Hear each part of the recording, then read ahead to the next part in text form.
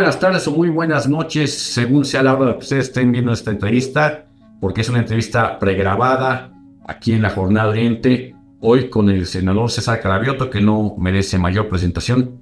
Es uno de los principales tribunos de la Cuarta Transformación Pública del país. Ha dado una batalla dura, debatiendo con los adversarios de este proyecto de nación. Me da mucho gusto tenerlo nuevamente, pues para la audiencia de la Jornada Oriente, senador Cravioto. No, muchas gracias. Siempre saludarles en un espacio, pues, de un medio de comunicación importante, muy importante para el país y, por supuesto, para Puebla y para toda la región oriente de México. Muchas gracias, A la senador. orden, siempre. Gracias, senador. Pues sin más, avancemos un poco con la entrevista, aún mucho, porque sabemos que su agenda es apretada. Se ha consumado en todo el territorio nacional, y Puebla no es la excepción, un triunfo, por decirlo menos, arrollador de la Cuarta Transformación Pública del país. Prácticamente la oposición ha sido borrada. Y en cada entidad federativa, durante lo que ahora conocemos como el primer piso o la primera generación de la Cuarta Transformación Pública del país, pues hubo muchos avances, quedan algunos pendientes también, seguramente retos. Pero nos gustaría que usted, que es un conocedor del movimiento, de los estados, que tiene además un papel protagónico en el debate público con los adversarios, nos puede decir cuál es su opinión de lo que sigue, en particular para las entidades federativas como Puebla, que están en el centro, que son contiguas a la capital del país, que ya ha tenido gobiernos progresistas desde hace mucho tiempo, que este sea su segundo gobierno. Pero usted sabe bien, lo sabemos los poblanos, este sexenio que está por terminar fue bastante convulso por diversas razones en Puebla, desde el fallecimiento de la primera gobernadora hasta la serie de asuntos con el gobernador también, Luis Miguel Barbosa, que por desgracia falleció, y que nos ha llevado a tener nada más y nada menos que 8 titulares entre encargados de despacho y gobernadores sustitutos en este periodo. ¿Qué vislumbra usted como, digamos, como lo que se tiene que hacer para las entidades federativas como Puebla en el segundo piso de la Cuarta Transformación Pública del país, senador? Bueno, yo creo que va a haber estabilidad en Puebla. Creo que el gobernador electo Alejandro Armenta le va a dar esa estabilidad. Es joven, está fuerte, tiene ganas de gobernar su estado, generó condiciones políticas muy buenas para la conformación del frente que encabezó él en Puebla. El resultado fue buenísimo, se ganó prácticamente todo, ¿no? Se ganó las diputaciones federales, no sé si todas las locales, pero si no todas, casi todas, los principales municipios del estado. Entonces eso le va a dar una gran estabilidad al estado de Puebla, pues uno de los 5 estados con mayor población en todo el país, y la ciudad de Puebla, una de las ciudades más grandes del país, pues merecen que tenga esta estabilidad. Y yo estoy seguro que el gobernador electo Alejandro Armenta, quien conocí aquí en el Senado y quien tengo la mejor de las opiniones de él, fue presidente del Senado, y construimos además una buena amistad y una buena relación política. Creo que lo va a hacer muy bien. Y como gobernador emanado de Morena, de las filas de Morena, de este proceso, pues tiene muy claro que lo importante es atender a las zonas más rezagadas del estado, que las hay, y muchas. La sierra, las distintas sierras, las zonas más apartadas, digamos, de la capital, las propias zonas populares en la capital y en las ciudades más grandes del estado. Pues más seguro seguirá con esta lógica de la Cuarta Transformación de atender a los más pobres, atender los mayores rezagos. Y Y estoy seguro que la doctora Claudia Sheinbaum, la presidenta electa, pues va a ayudar con obra pública, va a ayudar con programas sociales, va a ayudar acompañando a que el estado de Puebla, sobre todo algunas regiones del estado de Puebla, pues dejen los rezagos históricos que han tenido. Yo la verdad es que tengo muy buenas, siento que le va a ir muy bien a Puebla con la Armenta, siento que va a avanzar el estado, que se va a estabilizar políticamente y que se va a lograr, insisto, bajar las diferencias que hay no solo en Puebla, en muchos estados de la República, entre los que menos tienen y que ya con la política pública del presidente López Obrador esa brecha se ha ido cerrando, pero también a nivel estatal pues es importante tomar acciones, hacer obras, generar programas sociales propios para cada vez avanzar en mayor igualdad en el estado de Puebla. Señor César Cravioto, que además es diputado electo para la próxima legislatura federal, en la primera parte de esta cuarta transformación encabezada por el presidente López Obrador, vimos algunos proyectos estelares que no se habían visto pues prácticamente en los últimos 30 años en el país para favorecer el desarrollo de regiones que habían sido olvidadas por los gobiernos del neoliberalismo. Por ejemplo, el Tren Maya, ¿no? Que tiene sus cuestionamientos, que ahí están, que está funcionando ya, que está dando sus primeros resultados para llevar pues la inversión turística y además que también salga del abandono de las regiones. Hay también proyectos importantes que ha esbozado, que ha manifestado la presidenta electa Claudia Sheinbaum acerca de los, digamos, trenes que ella prevé que podrán dar también continuidad y un circuito, pues no solamente de turismo, sino también de transporte, de producción, para que el país pueda, digamos, tener un desarrollo equilibrado, en el entendido de que no sean solamente algunas regiones del centro y del norte las que gocen de mayor desarrollo económico, sino que este desarrollo también permee en toda la República Mexicana. ¿Cómo observa usted este asunto de los trenes? A veces no ha sido, me parece a mí, a su ciencia explicado. Seguramente todavía están en el asunto de correr pluma, de ver cálculos, pero ¿qué beneficios se encuentran en que se vuelva a reactivar una industria de trenes que fue por mucho desactivada por los gobiernos del neoliberalismo, por decirlo menos? Bueno, sí, yo creo que tiene muchas ventajas que volvamos a tener una red ferroviaria importante, conectada, que funcione tanto para carga como para pasajeros en el país. Primero, que es un medio de transporte eficiente, cómodo, con poco contaminante y que en muchas partes del mundo se utiliza diariamente. La gente se traslada de una ciudad a otra 50, 70, 100, 150 kilómetros sin ningún problema prácticamente todos los días. Todos los días va a trabajar, se mueve y es muy cómodo, agarran el tren, se van durmiendo, llegan a la ciudad donde trabajan y se regresan a dormir a su casa. Y eso es una forma importante de conectar, de generar condiciones para el desarrollo regional en todas las regiones del país.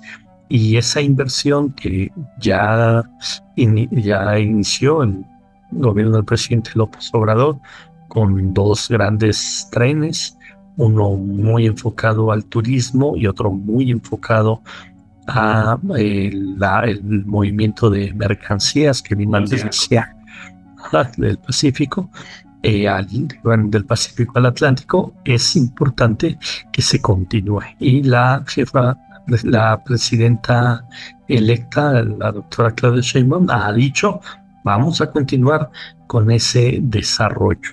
A los críticos de ello, bueno, pues son críticos, pero como generalmente los críticos de este proyecto de transformación es gente que tiene recursos económicos, bueno, critican mucho, pero cuando viajan a Europa, pues utilizan mucho el tren, y cuando viajan a otros lados utilizan mucho el tren, cuando van a Japón utilizan mucho el tren.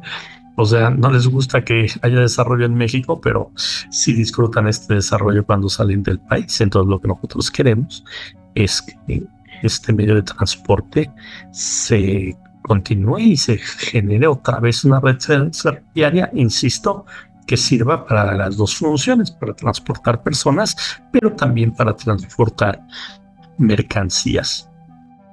Parte importante del éxito de un país es su conectividad. Qué tan conectado está, qué tanta posibilidad hay de poderse trasladar, de poder llevar mercancías de una región a otra del país. Y entonces, por supuesto que las carreteras es un tema que se usa, por supuesto que lo aéreo también, pero nos faltaba esta otra forma de transportarnos y de transportar mercancías, que es el tren, y que son inversiones que se quedan y que se quedan para muchos años y que se quedan para el desarrollo del país. O sea, no es un gasto. Invertir en trenes es invertir en el fortalecimiento de la nación, y yo creo que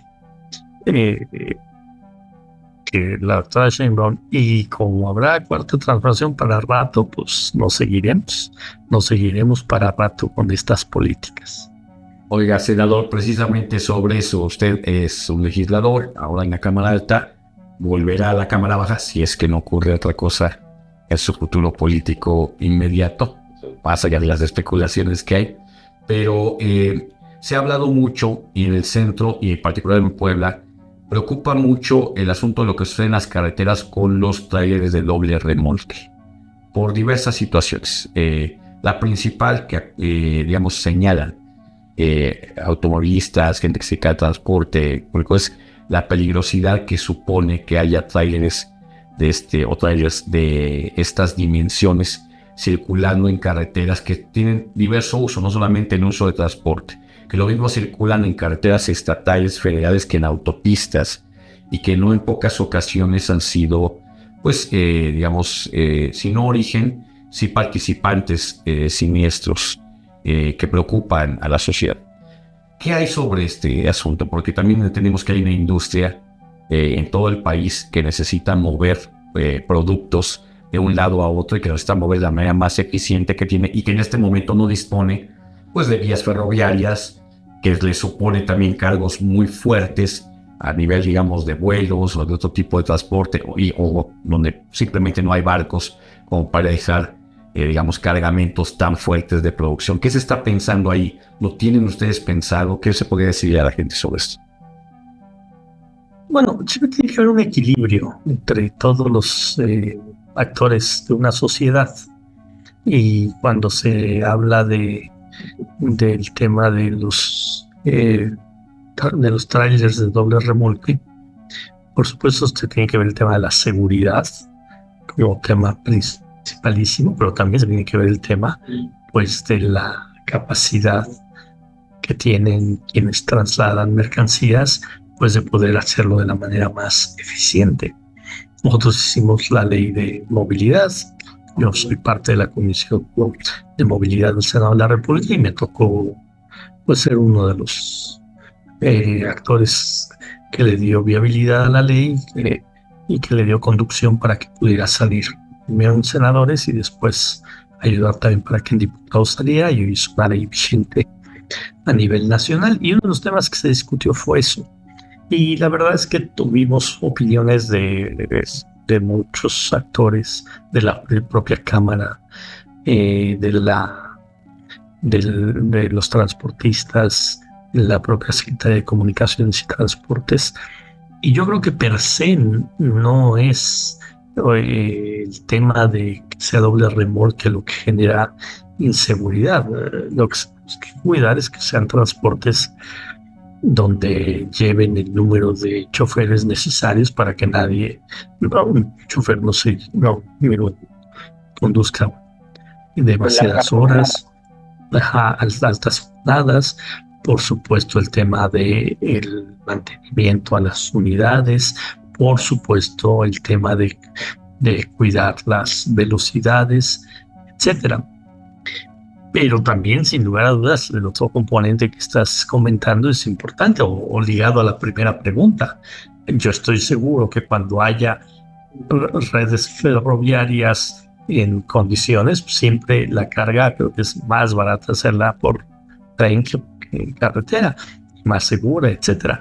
Entonces, es otra forma también de ir desahogando de estos vehículos las carreteras, porque las mercancías se pueden trasladar por la vía férrea. Entonces, es parte de esta inversión que necesita seguirse fortaleciendo en el país para que nos dé a todos mejores condiciones para trasladarnos.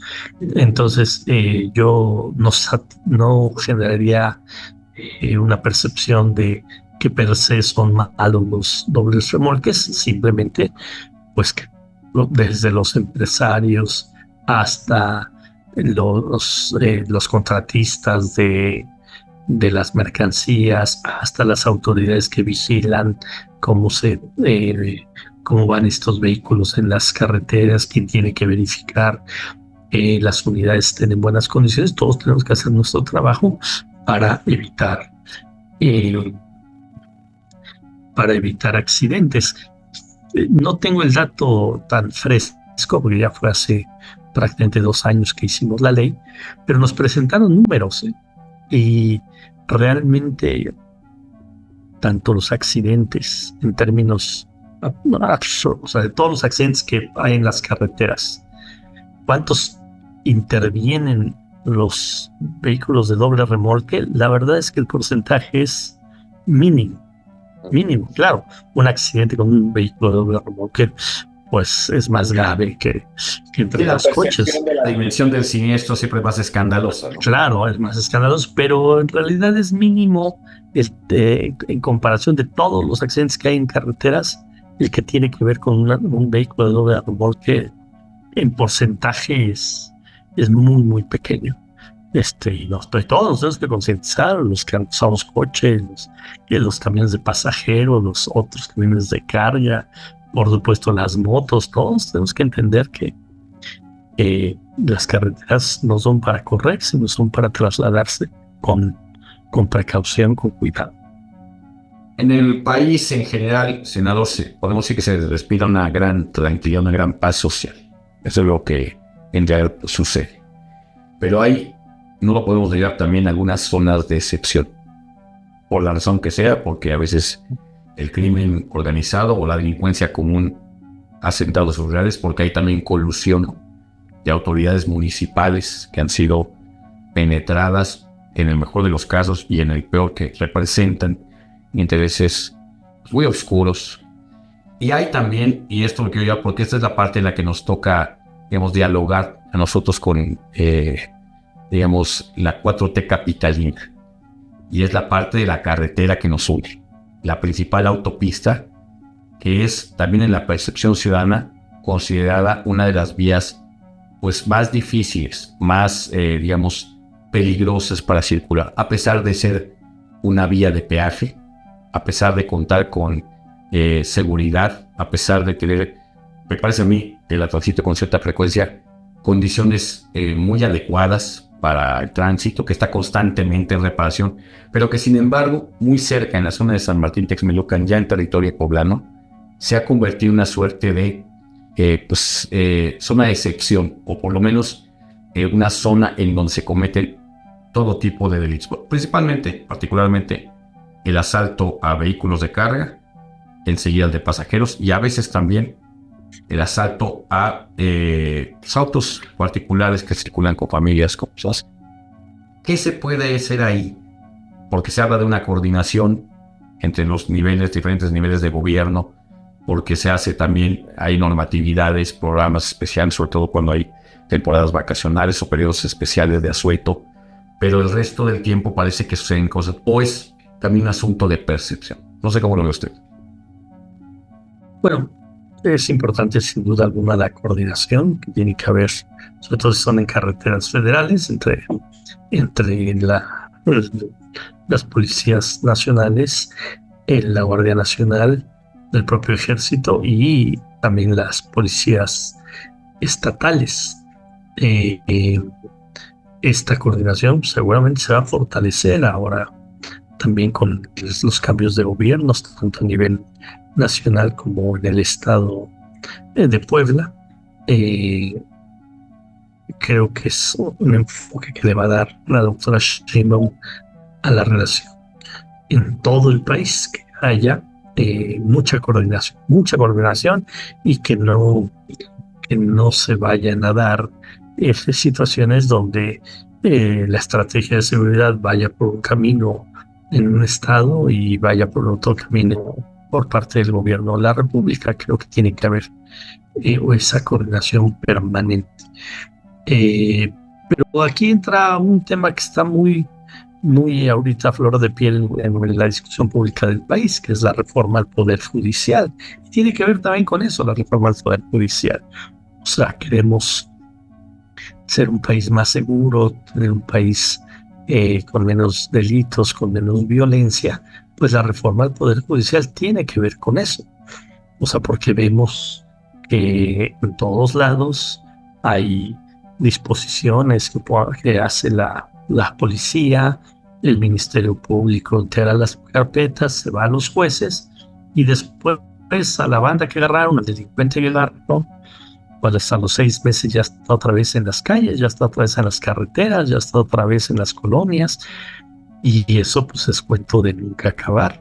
Por eso queremos que se dé una reforma al Poder Judicial. Ese es el objetivo de la reforma al Poder Judicial.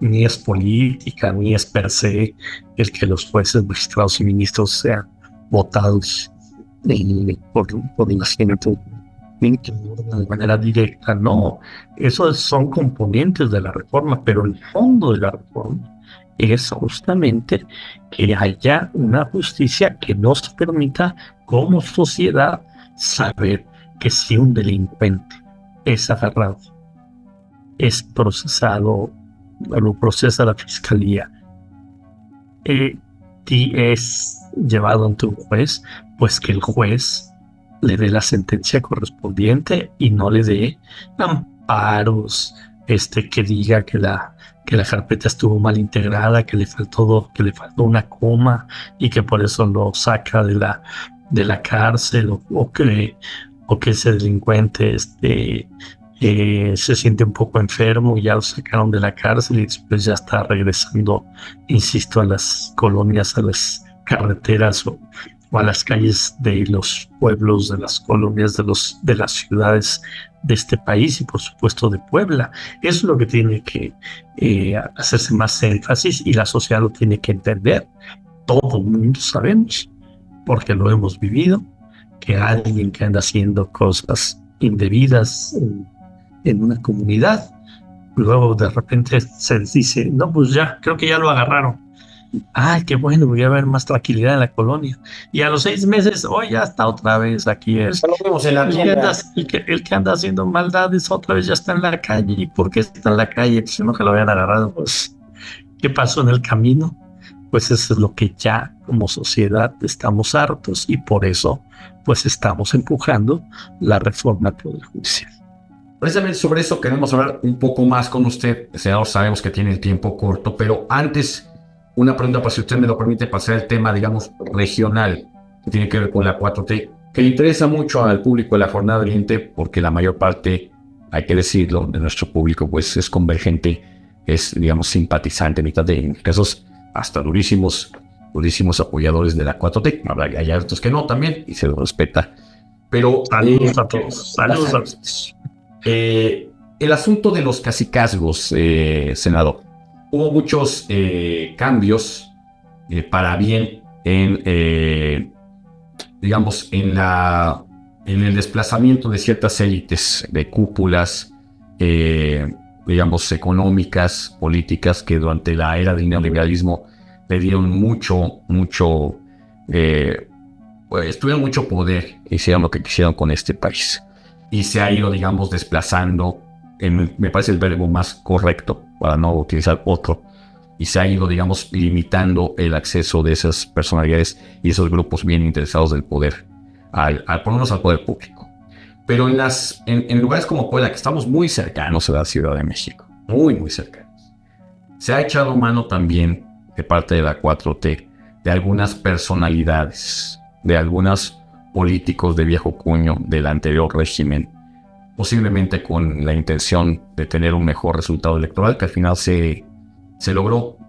Algunos otros, no sé si no hubo filtros, ¿no? Tenemos el caso aquí, por ejemplo, de un presidente municipal en un municipio llamado Sopotitlán, en la Sierra Norte de Puebla, que venía cometiendo una serie de tropelías, siendo militante del PRI, pasó a Morena, fue candidato, estaba a punto de ser candidato de Morena, y fue lo menos que se puede decir protegido por un gobierno de la 4T, hasta que intervino el presidente López Obrador, debido a que se le llevó el caso a la mañanera. Va a llegar hasta la última o hasta la principal cúpula de este país para que aquí se corrigieran cosas que no parecían las más correctas respecto a los principios de la 4T. Seguramente eso pasará en muchos países, porque además hay infinidad de personalidades y hay muchas cosas que corregir en el país. Pero usted, que es un representante, un tribuno de la 4T, ¿qué sugeriría sobre estos comportamientos? ¿Tendría que haber una disciplina? ¿Tendría que excluírseles? ¿Qué se puede hacer para que gente que antes ejerció el poder de otra manera lo ejerza ahora con un espíritu de servicio, como es el que está queriendo impulsar, está metiendo la cuarta transformación pública de este país? Bueno, pues planteas un tema relevantísimo y con muchas aristas. Primero diría que son procesos históricos, y es un proceso histórico de transformación el que estamos viviendo en el país. Y esos procesos históricos no son procesos donde pues de la noche a la mañana cambia toda la clase política y de la noche a la mañana cambia toda la forma de hacer política. Son procesos donde paulatinamente vamos todos entendiendo que las cosas ya son distintas y que los comportamientos son distintos y que las formas de hacer política o de para que llegar al poder pues son distintos. Y hay gente que viene llegando al movimiento y que lo ha entendido perfectamente bien. Hay gente que nació en el movimiento o que fue de los que hicieron que naciera el movimiento y que ya con poder no lo han entendido bien. También es cierto, no nada más los que vienen llegando. Y hay gente que viene llegando y que tampoco lo ha entendido bien. Entonces yo no podría generalizar que por un caso ya todos los que vinieron del movimiento no lo han entendido, ¿no? Yo creo que como el mismo presidente López Obrador y líder de este movimiento, pues lo ha dicho reiteradamente. Morena es del pueblo de México, no es de sus militantes, no es de sus fundadores. O como dice, ni el agua bendita es pura.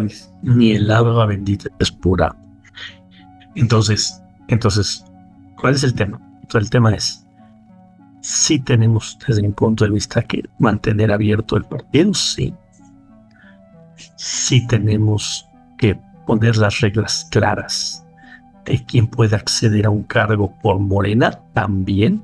Creo que eso faltó en este proceso. Además, en este proceso, pues hubo un poco de todo. No creas que, ni todo fue por encuesta, ni todo fue por quien tenía las mejores condiciones para ganar una elección, ni todo fue quien fue el mejor candidato, no.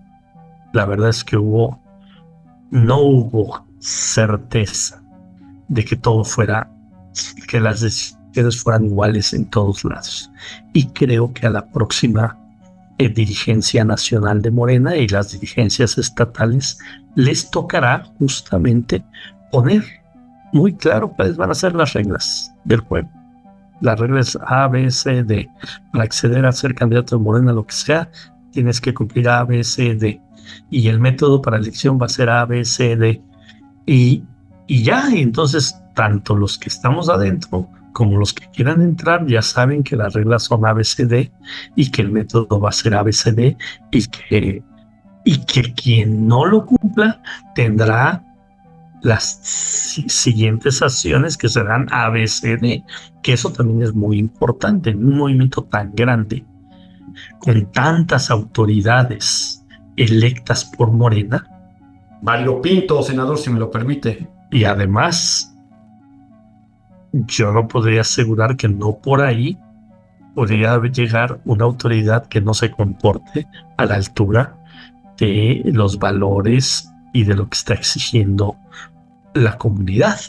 Entonces, ¿qué tiene que hacer el partido ante esos casos? Eso es muy importante, que el partido no haga como que vea hacia otro lado. No, el partido tendría que decir, una autoridad que llegó por Morena tiene que cumplir, tiene que hacerlo así como autoridad. Si esa autoridad que llegó por Morena no lo está haciendo así, sino que ya empezó a torcer la ley para favorecer a los suyos y no atender a sus poblaciones y violentar a la gente que se manifiesta, etcétera, etcétera, etcétera, más allá de las instancias, digamos, gubernamentales, las contralorías, las auditorías superiores,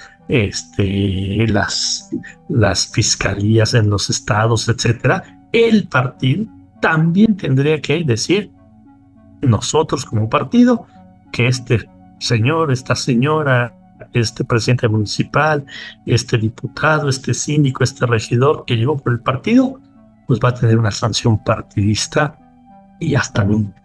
A la institucionalidad del partido, senador. Eso es muy importante, fundamental, fundamental, fundamental, porque lo que va a ocurrir en Morena es que tenemos que entender que primero es inédito. O sea, nunca en la historia de México se había dado un proceso de un movimiento como el de Morena, que no llegó por las armas, que llegó de la vía democrática, que fue la confluencia de muchas formas de ver el México, de muchos cuadros ya formados que llegaron y que dijeron queremos participar en Morena, de muchos que se fueron formando en Morena. O sea, esa mezcla ya existe, ya no hay forma para echarla para atrás, y qué bueno que existe. Lo importante es que todos tengamos niveles similares de ética, de principios, de claridad de para qué se llega al poder y de la forma en que se ejerce este poder. Porque hoy tenemos mucho poder. O sea, eso es indudable. Tenemos 24 gubernaturas, la presidencia de la República, la mayoría de los congresos, no hay oposición. La mayoría de las presidencias municipales, regidurías. Eso es tener mucho poder. Entonces, descomunal. Ese poder descomunal que tenemos, si no lo cuidamos, la gente no nos dio un cheque en blanco. La gente, así como hoy llevó al PRI a solo ganar, esto que me escuchan y todos los de Morena que me están viendo, que me van a ver ahora que me vean, así como la gente hoy llevó al PRI a 9, fíjense lo que digo, no 9 gobernaturas, 9 distritos federales de 300.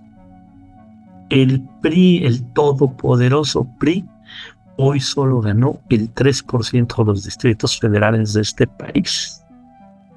Si Morena no entiende eso, si Morena cree que puede hacer lo que quiera con ese poder, si los gobernantes, si los diputados, si los senadores, si los presidentes municipales no entienden que la gente no nos dio un cheque en blanco y que la gente a quien más va a observar es a los que llegamos por Morena, y que así como hoy nos está dando el respaldo, si no respondemos a las necesidades de la gente, nos lo va a quitar, pues vamos a tener derrotas dolorosísimas. Si en cambio nos mantenemos con esos niveles de ética, gobernamos junto a la gente, gobernamos para servirle a la gente, gobernamos para seguir desarrollando las distintas regiones del país, gobernamos para que haya cada vez menos diferencia entre los que más tienen y los que menos tienen. Si gobernamos con el pueblo, puede haber Morena para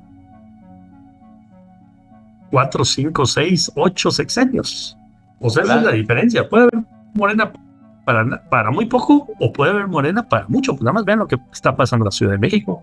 En 1997 ganó la izquierda en este país y en el 2024 seguimos gobernando esta ciudad, y en 2024 seguimos gobernando esta ciudad. Llevamos 27 años, ahí tuvimos el lapso de Mancera, pero formalmente son 27 años. ¿Por qué? Porque los habitantes de la Ciudad de México se han dado cuenta que con errores y todo que se han tenido, hemos tenido gobernantes espléndidos. Nada más hay que ver los nombres.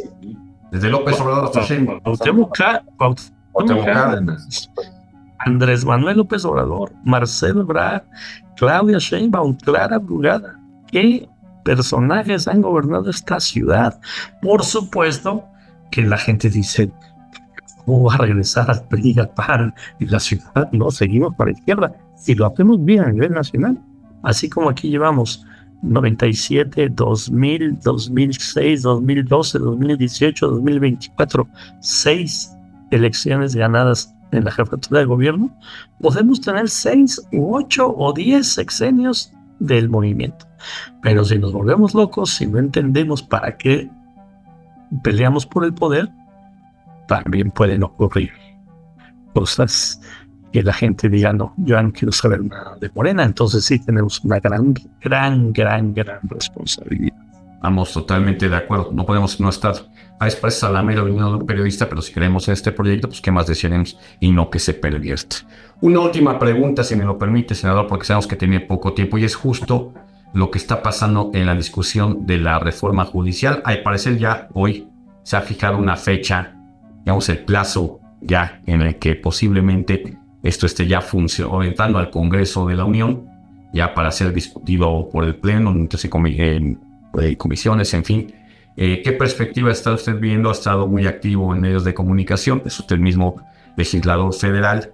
¿Qué perspectiva está viendo de la reforma judicial? Apenas ayer en Puebla estuvieron aquí los diálogos justo que tienen que ver con la conformación de el enriquecimiento de la iniciativa presidencial que mandó el presidente Obrador el 5 de febrero pasado, pero ¿qué perspectiva está usted viendo en lo que resta y ya en la Cámara Alta, en la Cámara en general, el Congreso de la Unión? Bueno, se va a ir para adelante la reforma en sus 4 ejes, que seguramente tendrá adecuaciones de cómo la mandó el titular del Ejecutivo, porque se está realmente escuchando a los distintos sectores, a la propia oposición, para mejorarlo, para que sea la mejor reforma. Uy, parece que se detuvo. Sí, también. ¿Es el de él? Sí, eso también. Pues ya, parece que es. No están teniendo resolución, que no están teniendo resoluciones conforme a la ley. Eso es muy importante. Hoy nadie lo sanciona. Hoy sancionan a jueces, magistrados y ministros por temas administrativos, no porque sus resoluciones sean torcidas, y eso es muy grave. Hoy si tú y yo estamos en un juicio y tú tienes la razón, pero me la dan la razón a mí por lo que quieras, a ese juez no me pueden hacer nada. Tú puedes apelar, tú puedes irte a una instancia superior para que la resolución sea revisada, pero al juez que torció la ley para darme la razón a mí cuando tú la tienes, cuando la ley te da a ti la razón, nadie le puede hacer nada. Entonces, que haya un ente que pueda sancionar a jueces, magistrados y ministros que están cometiendo por indolencia, por corrupción, por amiguismo, por lo que quieras, resoluciones que van en contra de la ley. Esa es una parte fundamental de la reforma. Otra parte fundamental de la reforma es que no haya el gasto excesivo que hoy hay en el Poder Judicial. El Poder Judicial es uno o el más caro en el mundo. El equivalente a la Suprema Corte de Justicia de la Nación en Estados Unidos le cuesta el 60% menos a los norteamericanos que a los mexicanos nuestra corte. En Canadá el 30%. Y así si te vas a Alemania el 15%. Y si te vas a otros, en el Reino Unido el 14%. O sea, ¿por qué vamos a pagar? Porque si el presidente de la República tiene ingresos de 2 millones y fracción al año, ¿por qué el ministro de la Corte va a tener ingresos de más de 7 millones de pesos al año? Es absolutamente injustificado, porque un ministro de la Corte gana 50 veces el salario mínimo en este país, cuando en otros países un ministro de la Corte gana 15 veces su salario mínimo de su país. Entonces, eso es injustificado y eso es otro tema fundamental de la reforma.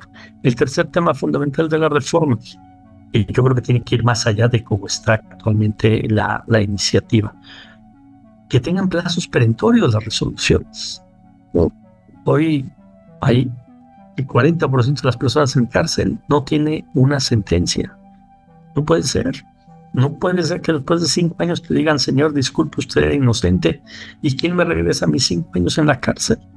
O sea, tienen que tener tiempos perentorios. Depende de la materia, pero pues tiempos razonables, donde todo el mundo sepamos, hasta los abogados, que no pueden hacer más chicanas para alargar un juicio a años y años y años. Tienen que tener tiempos perentorios. 6 meses, 1 año, 2 años, depende de la materia, pero que toda la gente sepa, voy a iniciar un juicio en tal materia, máximo en tanto tiempo va a estar la resolución a favor o en mi contra, pero no me va a tardar más de tanto tiempo. Tú ya también sabes si te echas el juicio, si no te echas el juicio, pero hoy empezamos un juicio y podemos morirnos y el juicio nunca terminó. Ese es otro tema fundamental de la reforma. Y el cuarto tema, el más discutido, el más polémico, el que genera más tiempo en las columnas y en los programas de los medios de comunicación, pues es la forma como se eligen jueces, magistrados y ministros, que va a ser por voto directo y secreto de la gente. Nada más se tiene que ver tiempos, en qué momento los ministros, en qué momento los magistrados, en qué momento los jueces, en cada estado pues tendrán que hacer sus propios procedimientos de tiempos, pero pues eso también es una decisión que ya se tomó y ya lo tomaron 36 millones de mexicanos, porque eso ya se votó. La gente sabía que venía el plan C, la gente tomó la decisión de apoyar este proceso de transformación en esta segunda etapa, no solo con Claudia Sheinbaum en la presidencia, con Claudia Sheinbaum en la presidencia y con una mayoría en las cámaras para poder sacar las reformas constitucionales para fortalecer este segundo piso de la transformación. Pues senador César Cravioto, en verdad le agradezco mucho su tiempo, su gentileza, la claridad con la que nos explicó el asunto de la reforma judicial, que es el que está en puerta. Lo que nos dijo también, que creo que es muy importante para la militancia y los simpatizantes de la Cuarta Transformación Pública del país respecto a los cacicados del país, y luego los proyectos que se vienen. Esperemos que antes de que termine ahora sí que su encargo como senador, podamos volver a platicar para hacer una evaluación, seguramente después del 15 de agosto, calculamos, antes de que termine, para ver que usted nos haga sus comentarios respecto a lo que vaya a pasar en el Congreso de la Unión. Y bueno, pues le agradezco mucho a nombre de la Jornada de Oriente y a nombre de la audiencia que nos haya brindado este tiempo. Cada vez que me inviten, con todo gusto estoy. Y pues un saludo a todos mis paisanos. Yo soy poblano. ¿Es usted de Atlisco? ¿Eh? ¿Es de usted de Atlisco? No, yo soy de la ciudad de Puebla. Mi madre de Ciudad Cerdán. Ajá. Y mi padre de Huauchinango. Bueno, yo hacía de Atlisco. No, tengo familia en Atlisco. Tengo un primo que todavía vive en Atlisco, una tía que vivió muchos años en Atlisco. Sí. Un fuerte abrazo para todos. Le agradezco mucho, senador. Muchas gracias. Buenas gracias. Bye.